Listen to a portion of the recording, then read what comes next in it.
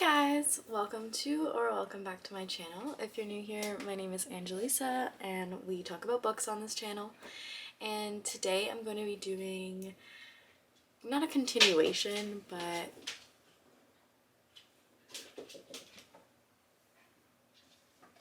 I just realized I'm wearing these and I actually can't hear anything. What's going on?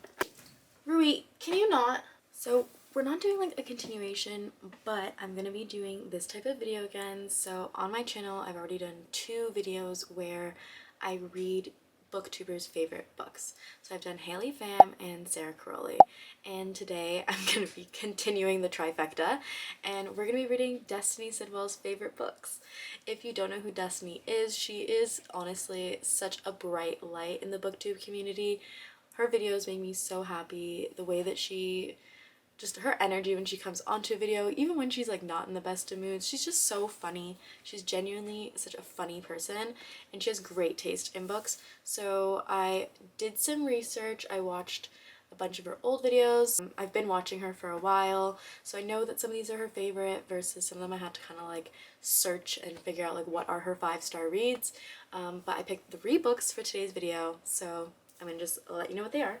These are the 3 books. You can see we have Love and Other Words by Christina Lauren. This is one of Destiny's 5-star reads that she even reread and said is a 5-star for her. I have been wanting to read this for so long. I had read Every Summer After by Carly Fortune first, and I've heard that they're very similar, so I wanted to give myself some like time between. So we're reading this video. I've already started it. I'm like 25% through and I love it so much so far. Ugh, I can't say enough about it. I'll get into it a little bit later once I've read more. The next one that I have is Binding 13. Now this is a chunker. It's so thick. It's literally like over 500 pages and the font is so tiny. I am hoping that I'm gonna get through this. I'm hoping it doesn't make this video, like me filming, end up lasting longer than a week because this is a really thick book and there's no audiobook for it. Like there's nothing to like help me kind of like stay on track either, so this is just gonna be like me trying my best to read it. But I've heard it's really good, so hopefully that makes it happen. And right after I purchased this, I saw that they're actually gonna be releasing it in Canada and the US with new covers, because these are like the self-published, like you can only get them on Amazon covers, and half the time they ship them to you they come weird looking. The first copy I got of this was all cut like as a trapezoid. It was literally the weirdest thing that I've ever seen, but luckily this one, like none of the pages are cut off, so hopefully we're gonna get to this one. And the last one that I have for this video is Carrie Soto is Back by Jenkins Reid. Destiny had Haley and I think and Sarah read this. I'm not really sure, maybe Haley had already read it, I don't know, but this is definitely one of her favorite books, 5-star reads. It's the last one in like Jenkins Reid's new books that I haven't read yet, so I'm excited to read this one. I just love Jenkins Reid's writing, so I'm excited for this. And I do have the audiobook for this, so I think this is gonna be great. I love the cover. I love how it has like the metallic on it. It's just so pretty. But yeah, so we're gonna read this as well.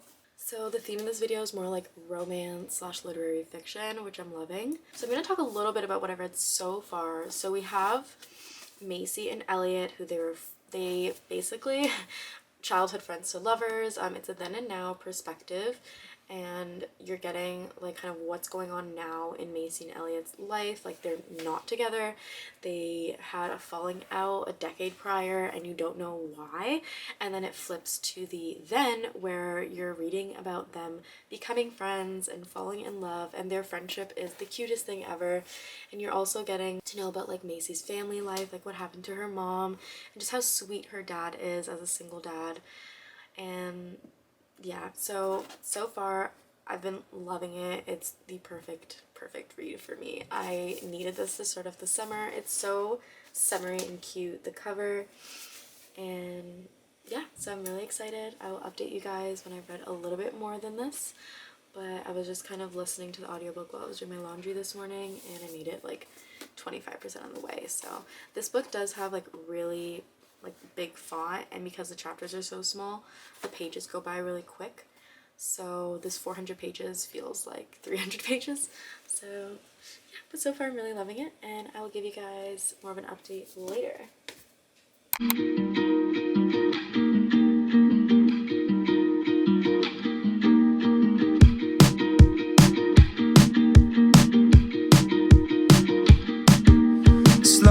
down, hold on tight now. It's okay to meet me at the front line. I've got cold feet, winter drives me wild.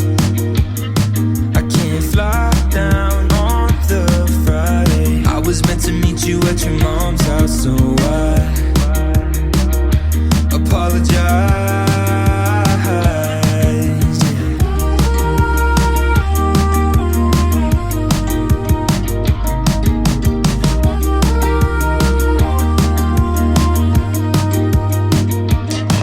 I got a pocket notebook, I'm nervous. Sometimes I run out of things to say, and it turns out you've got one too. And dinner's gone cold, I don't care. We talk till the morning. I've got no sleep, 'cause you drive me wild.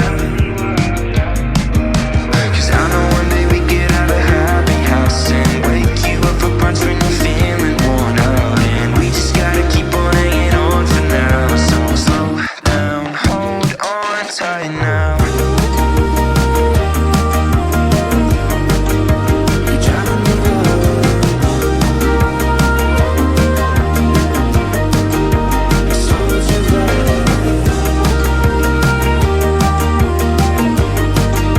You're driving me wild. So would you ride? Won't you meet me in the sunlight?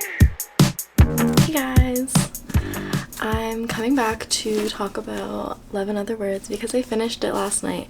I actually finished it in one day, which is amazing. It literally was such a short read. It was so fast. So I'm gonna give this 5 stars. The feeling that I had when I was reading this was just like every summer after, like just the nostalgia and like reading about two people becoming best friends and then falling in love and all that. There was some stuff at the end that kind of like threw me for a loop, and I was like, what is going on? And I feel like it wasn't identified as what it should have been identified as. Then what happens after that kind of like makes it make sense about why they weren't talking for so long. I would say it was definitely, I think it was done better than Every Summer After. I don't mean to like compare books, but because they are so similar, it's hard not to. So yeah, that whole trope I think is done better in this book compared to Every Summer After. Anyway, I really love this. I wish there was more of them. I thought it was so cute. I loved Elliot's character. There's something about like a nerdy dude who reads books and just like doesn't care that I just love. It was also interesting to read because like it portrays that awkwardness of growing up as a teenager very well. And it's almost like uncomfortable to read sometimes because it's kind of supposed to be, but the parts that were like romantic and stuff were so cute as well. And wow, it just got really dark all of a sudden. I don't know what just happened, but yeah, anyway, 5 stars. I'm giving this like a 5 stars. I don't think it's like a 6-star read for me, but it is like a 5 stars for me. Like, this is a book that I enjoyed very, very much, and I loved the entire plot and like every single character I loved. I think I'm gonna read Carrie Soto Is Back next. I have the audiobook and it's like I have to return it to the e-library in like 4 days, so I kind of want to read it before I have to. But yeah, I will catch up with you guys later once I have an update on that. But so far, I have a feeling this reading vlog is gonna go really well.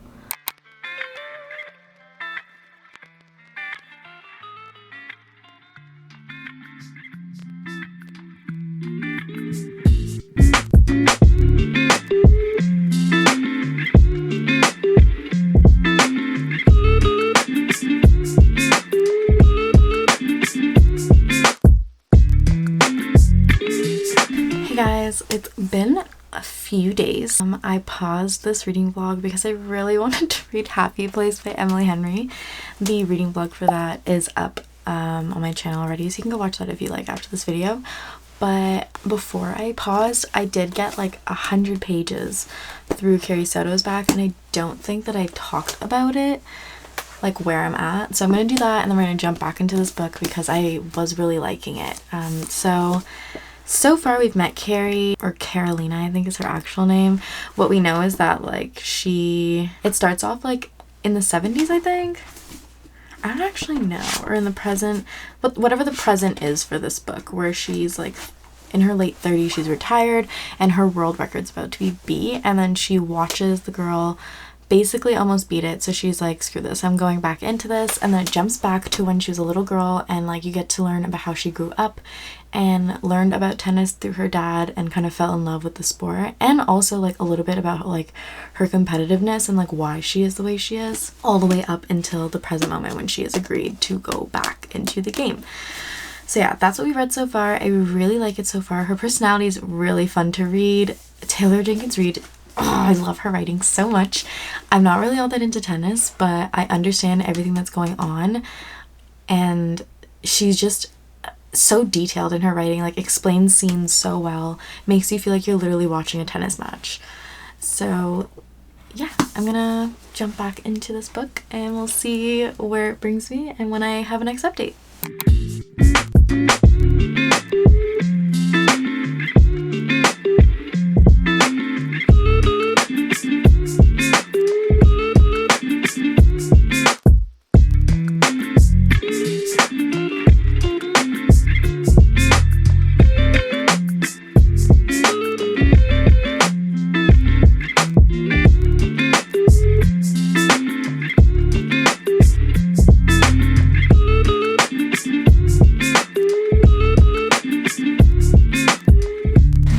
I'm on like page 200. We're just getting to the French Open, and I just love Carrie, to be honest. I love her personality. I know that she's kind of a B-word, but like some of the things that she does and says, I'm like, girlie, why do you gotta be like that? But I also think she's like this for a reason, and if she wasn't like this, she wouldn't have all of the like accomplishments that she does. So yeah, I'm very much enjoying it though. I love her relationship with her dad. Her dad is so funny, and I'm very interested to see where things go with this Beau character. I think he challenges her in a good way. So yeah, anyway, I'll give another update in a little bit, but yeah. Hi friends, I just finished Carrie Soto is Back. So I'm going to talk really quickly about my thoughts, and then we're going to move on to Binding 13 because she's thick. So I think we just need to jump right into it and start with the momentum. But Carrie Soto is Back by Taylor Jenkins Reid. I think this is one of my favorite Taylor Jenkins Reid books. I love her writing. She writes books like a movie. Like, I find, especially if you're listening to the audiobook, like her books are so good for audiobooks. It feels like I'm watching a movie or reading a movie, just how descriptive she is. Like, I don't know anything about tennis, but I could picture everything that she was describing in here. So that was amazing. I will say that if you don't really like tennis, or you're not really interested in it, or don't really care, this is very tennis heavy. Like, the entire book is about her playing tennis. It is not like, oh, she's a tennis player, but she's going through something else. Like, no, it's about her playing tennis. My mother-in-law read it. She didn't really like it because of that, but I loved it. I don't know. I think it's just the way that Taylor Jenkins Reid writes that makes you love any topic that she's writing about. This gave me the same feeling as Daisy Jones and the Six. You're heavily immersed into the world. Oh, and I just wish that this world really did exist. So I'm going to give this 4.5 stars. I'm not giving it 5 stars because of the tennis heavy thing. Like, it was a lot of tennis, and because of that, sometimes like it was one of those where I didn't feel like, oh, I need to know what happens next. But the second half of the book, oh my goodness, it just kind of runs. And I just love so many of the messages in here. The topic of grief was touched on very, very well in this. And just like woman empowerment, and like women empowering other women and not like putting each other down. And it was just a beautiful thing to read. I love this so much. definitely recommend. Another great read. I love doing these videos so much because I find booktubers' favorite books are just really good books. So we're gonna move on to Binding 13. I actually have no idea what this is about. I know that like it's about rugby. It's like a hockey romance, but it's rugby. So, and I know there's a second book to this that's about this couple too. So I'm probably gonna have to end up buying the second one, but I also know this is being released like in Canada and US in like a publisher version with a nicer cover. So I'm probably gonna wait until that comes out because I bought this like a month or two ago when I knew that I was gonna be doing this video. So the back says, Johnny Kavanagh has everything going for him on the rugby pitch. He's a force to be reckoned with, primed for stardom. He's heading straight to the top. Nothing can possibly get in his way. Not even the shy new girl at Tommen College, the one with the sad eyes and hidden bruises, the one that distracts him like no one ever has. Plagued by hidden injury and desperate to impress the scouts watching his every move, Johnny has been placed on a pedestal so high he has no room to make mistakes. Striving to maintain balance and on the crest of the international summer campaign, Johnny needs to keep his head in the game. He needs to stay focused and cannot afford to let distractions get in the way of the bigger picture. But what happens when a lonely girl with sad eyes becomes the only picture? And then, life has never been easy for Shannon Lynch. Bullied and tortured, she arrives at Tommen College midway through the school year, praying for a fresh start and desperate to shake off the demons that plague her. On her very first day in the prestigious private school, she comes into contact with the notorious Johnny Kavanagh. Thrown through a hoop over her feelings for him and desperate to keep a low profile, Shannon finds herself once again the target of bullies as she forms a fragile alliance with rugby's rising star. Falling into a complicated friendship and grappling with their undeniable chemistry, Johnny and Shannon must face obstacles that threaten their relationship. Interesting. So, very much like a high school romance, teenage romance. I'm pretty sure this is like... Is it spicy? I don't know, to be honest. If it's taking place in high school, I feel like that might be weird if it is, but I will let you know at the end if this is spicy or not. But yeah, I will update you once I get more into the book. This is a chunker. Oh my god, the font is so small, and there's 577 pages. Like, literally, the font is tiny. Hello, my dear friends. So I'm just checking in because I made it about 100 pages through Binding 13, 100 out of 577. I know that like the Kindle page count is like 800 something pages.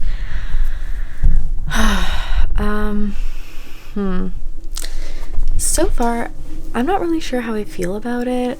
I think I'm gonna give it like another 100 pages and then decide whether or not I want to continue reading it. For now, the writing is very, I don't know, some of the language that's used is just really hard to read. A lot of like ableist language, degrading women's bodies, transphobic language. It's just, I don't know. I think it was written in like 2005 or something like that, so I think it's just very like out of date and like tone deaf for today's society and like what is acceptable, which a lot of it probably should have never been acceptable to say. But yeah, so for that reason, part of it's hard to read. It is just starting to get to like actual things happening and like me seeing like the hype kind of, but I think a lot of the hype is around like the side characters, because the side characters are really good. Like, I like the side characters more than the main characters, so I might continue reading for the side characters, or I might just put it down for now and pick it up like later on in June, because I have other books that I really want to read right now, but this is just irking me a little bit. It's giving me a little bit of cringe, but we'll see. And I do know that like apparently it leaves off on a cliffhanger and then you need to go into the second book, and that's just not something that I feel like I can do right now, so we'll see. Sorry to disappoint. I know a lot of people love this book, but I think it's just, it might not be my thing is all I'm trying to say, but we'll see. The parts that I do like about it is that like he's really protective of her for some reason, and he cares a lot about like things that she's been through. He does like invade her privacy a little bit, so I don't know, there's like a mix between what's going on. I think he's also like a little bit too protective sometimes. Like, it's, now that I think about it, like kind of weird. I don't know, it's I don't know how to feel right now, so I think I'm just gonna like give it another like 100 to 200 pages, see how I feel, and maybe I'll finish it off in June. Hey guys, so just a quick check-in. I'm on page 204. It has been getting a little bit better. More plot is happening. You're getting a glimpse of Shannon's home life, but the romance is still not really giving. Also, a lot of this plot is surrounding around this like groin injury that Johnny has, and I just don't understand why. Like every time it's brought up, I'm just like, why is this a plot point? Like, why are we talking about this in such detail? I've heard Midnight Blue and So Tiny like 30 times already. I just, yeah, the author needs like a different word choice, I think. Honestly, when I was reading this, I feel like it was trying to do what like Icebreaker did by like bringing in all of these side characters, like the, you know, team captain, leader of a group, but I just liked that male hero a lot better than this one. This one is giving off like very like hyper masculine, trying to save the fragile girl, being a dick to everybody else, is best at his sport, etc, etc. Also, a lot of like the side character, like there's some side characters that are like kind of problematic. Like right in the beginning, there's this like principal's assistant, and that whole thing is kind of just like mentioned and then washed over when clearly there's like what one of the characters refers to as like molestation going on. Like it's just so much is going on in this book. I don't know. I've also never been the type of person who's like off put by the word like pussy, like P-U-S-S-Y, but it's mentioned in this book so many times that I'm taken aback by how many times it's said in reference to like the literal body part and people. So I don't know. I think this book is a little bit outdated, like the language and stuff, and if it was put out publishing now, I don't know how well it would go down like as a new book, but I do know that like it got approved to be published and put in stores, so I don't know. I think I might pause this for a bit and just stop this reading vlog. Like I think I'll definitely finish it. It is getting better and I want to know like what happens, and yeah, I think I'm just finding everything except for the romance interesting in this. Like all the side characters, the friendships are cool, family life is interesting to read about, but besides that, I'm just not really enjoying it that much. So yeah, I think I'm gonna put it down for now. I am gonna finish it. This is not a true DNF. I feel like I'm forcing myself to read it right now for this reading vlog, and no one enjoys reading like that, and I feel like I can't end up giving a good review at the end because I'm forcing myself to read it. I'm not like reading it at my own pace or like with my mood, with how I feel like reading. So to be continued. My final thoughts on this I think will probably be in my next monthly wrap up, most likely not for May unless I finish before that. I might, we'll see. So stay tuned for final thoughts on this. So far I'd say it's giving like a 3-star. I hope I don't offend anybody with that. Thank you guys so much for watching this video. I hope you enjoyed. Comment down below if you guys have read any of these books and what your thoughts are, and comment down below any other YouTubers that I should read their favorite books. I've really been enjoying doing this type of video, and I think I'm just gonna turn into like a little series that I have going on. I'm thinking of doing like Alexa Ray or Steph Brower next, so yeah, but comment down some other ones that I should do. As always, don't forget to like and subscribe because it really helps small YouTubers when you guys do that. And have a good day or whenever you're watching this, and I hope to see you in the next one.